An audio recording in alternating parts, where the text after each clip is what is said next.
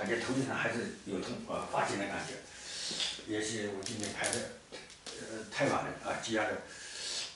多我又看到飞机在转这是另外一个地方这是不同的地方的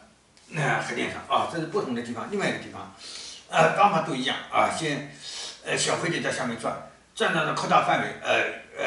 增加强度，然后增加更大的强度更加的强度，然后呼大到人家担心的核电厂会发生意外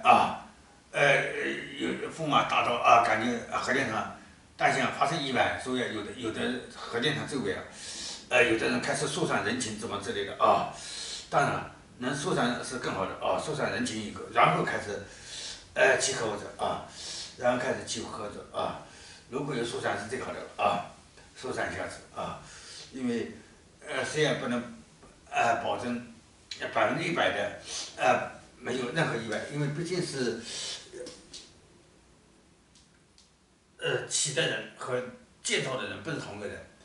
不是同批人所以起的时候有可能发生意外但这也要考虑进去这要考虑进去。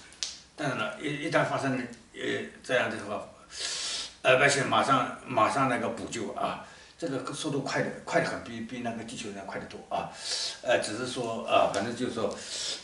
头顶上一会儿痛，原来现在看到的场景是不同地点这样都是核电厂是不同的地点